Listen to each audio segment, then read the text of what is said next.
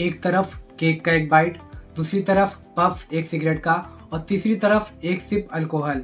ये तीन अलग चीज़ें लेकिन तीनों का नशा एक जैसा। क्या आप जानते हैं कि कैसे ये तीनों चीज़ें आपके दिमाग के रिवॉर्ड सिस्टम को चलाते हैं? शुगर, निकोटीन, अल्कोहल, ये सिर्फ टेस्ट या हैबिट नहीं है, ये आपके ब्रेन केमिस्ट्री के साइलेंट मैनिपुलेटर हैं। आज के इस वीडियो में हम जानेंगे कि कैसे ये तीनों आपके मूड, बिहेवियर और हेल्थ पर डीप इम्पैक्ट डालते हैं।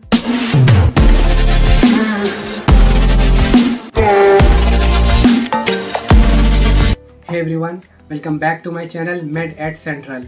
आज हम इन्हीं तीन चीज़ों के बारे में बात करने वाले हैं जो हमारे ब्रेन को हैक करती हैं। शुगर, निकोटीन और अल्कोहल। ये तीनों चीज़ें हमें शॉर्ट टर्म हाई देती हैं, पर लॉन्ग टर्म में इसका क्या इफेक्ट होता है वो हम इस वीडियो में जानेंगे।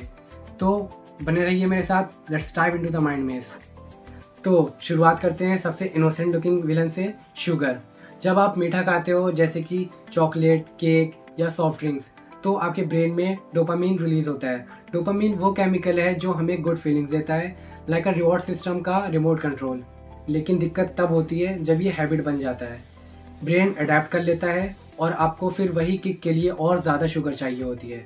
ये प्रोसेस एडिक्शन जैसी ही होती है, just like drugs. Scientific research के हिसाब से ज़्यादा शुगर इंटेक से मेमोरी वीक होती है, मूड स्विंग्स बढ़ जाते हैं और इवन डिप्रेशन का रिस्क भी बढ़ जाता है। तो आप समझ रहे हो ना, स्वीट टेस्ट, बिटर इम्पैक्ट। अब बात करते हैं निकोटीन की, जो आपको मिलता है सिगरेट, वेव और च्यूइंग टबैको से। निकोटीन आपके ब्रेन तक सुपर फास्ट पहुँचता है with in 10 seconds.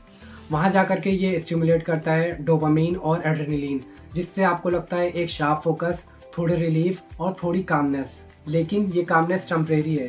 Repeated use से ब्रेन अपने नेचुरल डोपामिन प्रोडक्शन को स्लो कर देता है। रिजल्ट, जब तक निकोटीन नहीं मिलता, मूड ऑफ, इरिटेशन, एंजाइटी सब बढ़ जाता है। और worst part, nicotine revise your brain to crave it again and again. इतना पावरफुल है ये केमिकल कि विड्रॉवल सिम्टम्स इंटेंस हो सकते हैं, लाइक हेडेक, एंजाइटी और इवन इंसोम्निया। इट्स लाइक अपने ब्रेन का रिमोट किसी और के हाथ में दे दिया हो। चलिए अब बात करते हैं थर्ड सब्सटेंस की, अल्कोहल।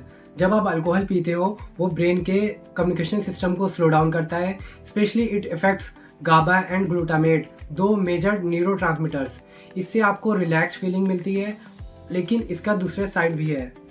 ज़्यादा अल्कोहल से ब्रेन की डिसीजन मेकिंग वीक हो जाती है, इम्पल्स कंट्रोल लूज हो जाता है, मेमोरी डल हो जाती है। लॉन्ग टर्म अल्कोहल यूज से ब्रेन श्रिंक भी हो सकता है, स्पेशली वो पार्ट जो इमोशन और लर्निंग को हैंडल करता है, that is the limbic part.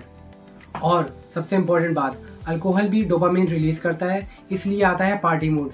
लेकिन जब डोपामिन आर्टिफिशियली हाई होता है तो ब्रेन उसको नेचुरली कम कर देता है, फिर आता है अल्कोहल डिपेंडेंस। अब क्या करें दोस्तों? शुगर, निकोटीन और अल्कोहल, ये तीनों चीज़ें आपको टेम्परेली हैप्पी फील कराती हैं, लेकिन लॉन्ग टर्म में डैमेज ज़्यादा होता है। इसलिए बैलेंस इज़ द की। अगर आप इनका यूज़ कंट्रोल में रखते हो तो ठीक है, लेकिन अगर आपको लगता है कि इनके बिना आपका मूड कंट्रोल नहीं हो रहा है, then it's time to take it seriously. आप अपने ब्रेन के मास्टर हो, don't let these substances control you. अगर आपको ये वीडियो इंटरेस्टिंग लगा तो लाइक, शेयर, सब्सक्राइब ज़रूर करें और कमेंट में बताएं कि नेक्स्ट वीडियो आपको किस टॉपिक पर चाहिए। Till then, stay sharp, stay healthy and protect your mind. Me Asad Ansari, signing of.